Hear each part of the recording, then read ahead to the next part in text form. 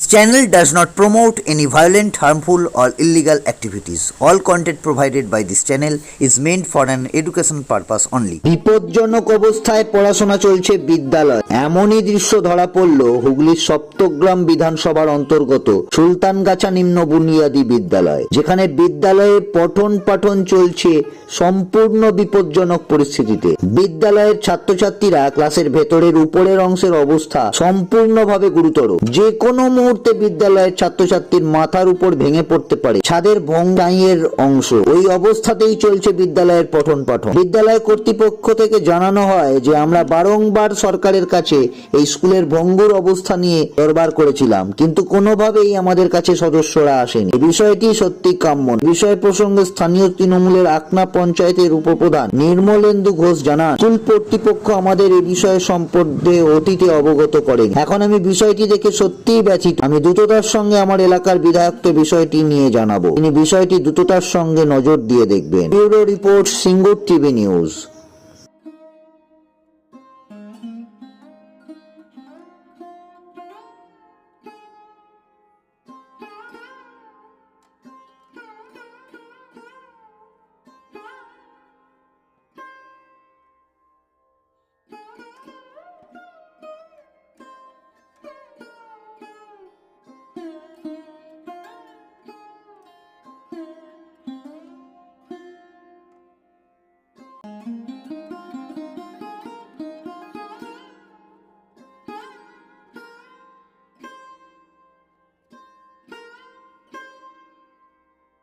এইভাবে ক্লাস হচ্ছে আমরা আজ প্রায় 3 বছর 4 বছর ধরে এই বিল্ডিংটা ঠিক করার জন্য আমরা অনেক রকম সরকারিভাবে দরখাস্ত করেছি, অন্তত 12 দরখাস্ত করেছি এবং তার মধ্যে 2-3টে এসআইও বদলে গেছেন, কিন্তু আমাদের পক্ষে সম্ভব হয়নি সরকারি টাকা নিয়ে আসা। রিসেন্টলি গত 2-3 দিন হয়ে একটা হয়েছে, সেইটা আমরা করার চেষ্টা করছি। বিপদ ঘটতে পারে, আমরাও জানি। আমাদের সমস্ত কিছু আমাদের সরকারি ব্যবস্থার মধ্যে আমরা নতভাবে থাকার চেষ্টা করি সব সময়। আজকে যদি সরকারি পয়সা আসতে লেট করে বা সরকারি টাকা স্যাংশন না হয়, সেখানে কিন্তু আমাদের কিছু করার নেই। কি নাম আপনার? আমার নাম বারীন্দ্রনাথ ঘোষ। স্যার, কি বলবেন এই জর্জরিত অবস্থাতে ছাত্ররা ক্লাস করছে এই স্কুলে, যে কোনো মুহূর্তে বিপদ হতে পারে, কি বলবেন? না স্যার, এটা শিফটিং করে দিয়েছি আমি, বাচ্চারা ওর মধ্যে যাচ্ছে না। যেখানে দেওয়া চালের উপরটা ধসে গেছে সেখানে বাচ্চারা থাকছে না। আমি 2টো রুমে 6টা ক্লাস করেছি। এই দেখা যাচ্ছে বাচ্চারা দেখুন এইভাবে টেবিল তুলে নিয়ে যাচ্ছে। কি বলবেন এটা? এইভাবে কে নিয়ে যেতে বলেছে দাদা? কে নিয়ে যেতে বললো? কোন ম্যাম বলেছে বাবা? কোন ম্যাম বলেছে এইভাবে নিয়ে যেতে? এইভাবে টেবিলটা তুলে নিয়ে যেতে কোন ম্যাম বলেছে? হ্যাঁ, নামা আমি তুলে দেবো।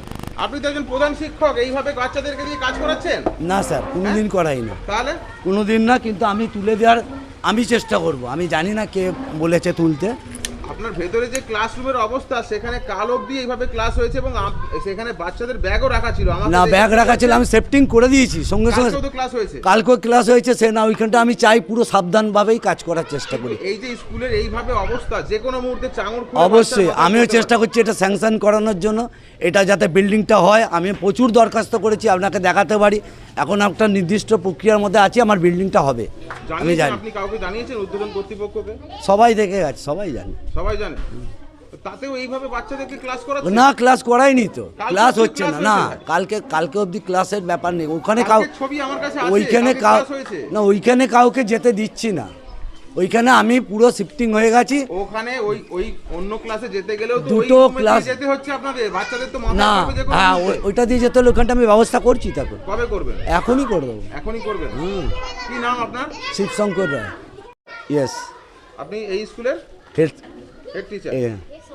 বলবেন, আপনি তো এই এলাকার উপপ্রধান, এই এলাকায় স্কুলের এই জর্জরিত অবস্থা যে কোনো মুহূর্তে বিপদ হতে পারে। আমি দেখলাম আসলে ব্যাপারটা কি জানেন তো, স্কুলের সমস্ত এই বিল্ডিংয়ের ব্যাপারটা সবটা তো আমাদের নজরে আসে না, আর আমরা এটা কিন্তু আমাদেরও দায়িত্বের মধ্যে পড়ে, কিন্তু আমরা হয়তো সবটা ভালো বা প্রত্যক্ষভাবে এগুলো পরিদর্শন করি না। আর স্কুল কর্তৃপক্ষ এগুলো আমাদেরকে জানানো উচিত বা দৃষ্টিতে আনা উচিত। আমি নিজে দেখে আমি খুব ব্যথিত আমার ঊর্ধ্বতন কর্তৃপক্ষ এবং আমাদের এমএলএ সাহেবকে বিষয়টি আমরা অবগত করব।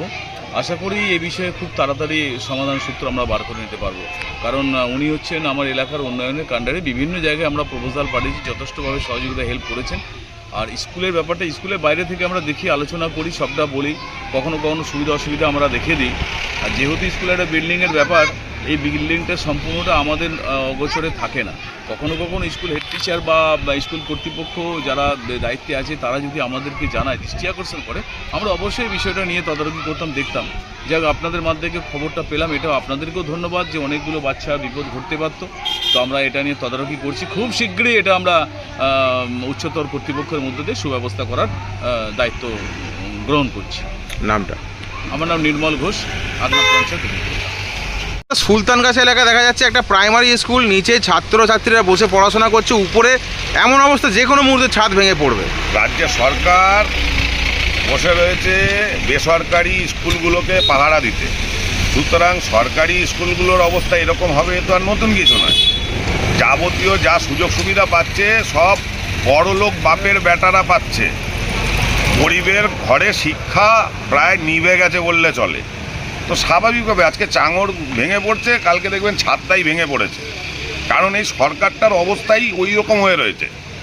তো স্বাভাবিক তার প্রভাব তো স্কুল থেকে শুরু করে ওই শ্রমিক সব ক্ষেত্রেই গিয়ে পড়বে। নামটা? সুরেশ সাউ, হুগলি সাংগঠনিক জেলা বিজেপি সাধারণ সম্পাদক। ৪৫ makeup studio and beauty academy. এখানে অতি যত্ন সহকারে উন্নত মেশিনের সাহায্যে বিউটিশিয়ান ও ব্রাইডাল মাস্টার্স কোর্স শেখানো হয় ন্যূনতম খরচে। অত্যাধুনিক পদ্ধতিতে মেকআপ এবং বিভিন্ন স্কিন ট্রিটমেন্ট শিখে স্বনির্ভর হয়ে ওঠার সুবর্ণ সুযোগ। এছাড়াও বিশেষ বিশেষ দিনে নিজেদের অপরূপা করে তুলুন আমাদের এই একাডেমিতে। কোর্স শেষে ISO দ্বারা স্বীকৃতপ্রাপ্ত শংসাপত্র দেওয়া হয়। যোগাযোগ করুন 8250678043 এই নাম্বারে। আমাদের কোনো শাখা নেই।